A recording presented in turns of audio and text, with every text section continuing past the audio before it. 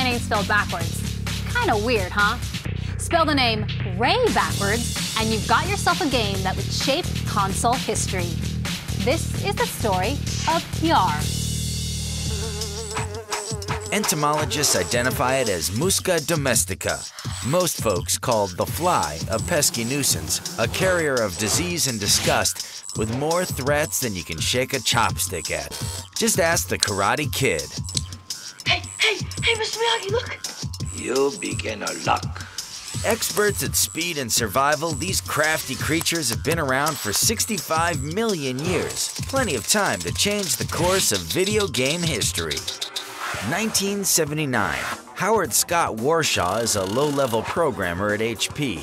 Miserable making technical software, he wants to use his mad coding skills and an idea for a fly-based game to rock the masses. Enter a burgeoning video game outfit. Atari digs Warshaw's code work, but scoffs at his total lack of game experience. Dennis Coble, the guy who was the manager of games at the time, didn't really want to hire me at Atari. And so I begged him. He says, we're not ready for you yet. We can't pay you much money. So I said, anything, make me an offer. 1981, Atari hires the ambitious young Warshaw, but waits on assigning him a game. We're Atari. We have the vision, and we invented the technology.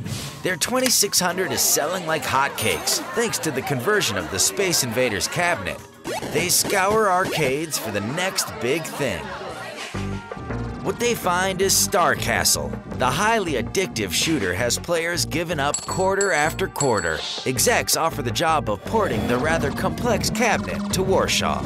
I just said, if we do this game at Star Castle on this machine, it's going to suck. I mean, this was going to be another in the long line of coin-op conversions that suck. Worried by the 2600's technical limits, Warshaw pitches Atari's brass some risky tweaks. Take a few parts of Star Castle and make a simpler new game. Remove the spaceship and replace it with a fly. And they were cool enough to say yes, go ahead. And then the game started to just open up. The plan is ambitious. Create a full-featured game never before seen in arcades in less than 5 months with a staff of 0. Hello, overtime.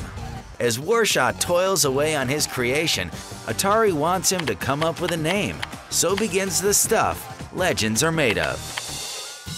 Ray Kassar, Atari's austere, biz-minded CEO, has few friends at the company. Warshaw is actually a fan of the man some call the Czar and decides to send a shout-out to the big guy via the new game. I figured Ray spelled backwards is Yar.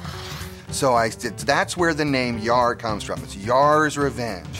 And Yar's Revenge is set in the Razak solar system. Now, Razak is Khazar spelled backward.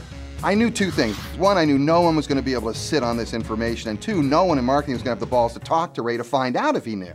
Warshaw doesn't share the news with Ray during production, but the name sticks. And on New Year's Eve 1981, Yar's Revenge drops. It's all the buzz. The little fly hits the big time.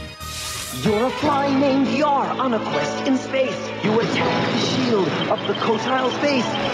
Thanks to a wave of TV ads and strong word of mouth, Yar's Revenge becomes the best-selling original Atari game of all time.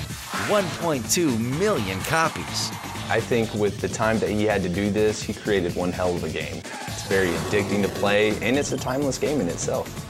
Your object is to destroy the Kotile, which is protected behind a force field. Now, as the Yar, you can eat away the little brown pixels until your heart's content, or you can shoot at it. The only protection you have is this little rainbow that goes straight down the middle of the screen, which is called your neutral zone. Once you eat some of the shield itself, you have the ability to shoot a cannon at the Kotile, which in turn destroy it. I wanted this to be a groundbreaking game, and so there were a lot of firsts. It was the first game with an approved Easter egg signature. It was the first game to have the name of the programmer on the box from Atari. The first game that had a pause opportunity in the game. First game with a full screen explosion. I wanted to have a big payoff. One of the first games to actually be named by the programmer. Of course, Yar's backwards namesake eventually makes the discovery. Oops. Ray comes up to me at one point, and he comes up and he goes, He goes, I heard about the Yar's Revenge thing. And I said, how did you like that, Ray? Is that, he goes, make more games. Warshaw does just that, including 1982's high-profile Raiders of the Lost Ark and the ill-fated E.T. the Extraterrestrial, which some blame for the fall of the 2600. E.T. All I want to say is, hey, I did Yars' Revenge, which is consistently one of the top video games of all time. I did E.T., which is consistently one of the worst video games of all time. So there's no question about the fact that I have the greatest range of any game designer in history. After leaving Atari in '85, Howard writes a couple books and helms the critically praised documentary Once Upon Atari about the console giant's glory years. But to this day, his proudest achievement remains Yars' Revenge. It's the bright spot in my life. You know, it's that one window of sunshine in all the clouds, and it's still, after 20 years, that is still the highlight. It's still the ultimate, and I will never forget that.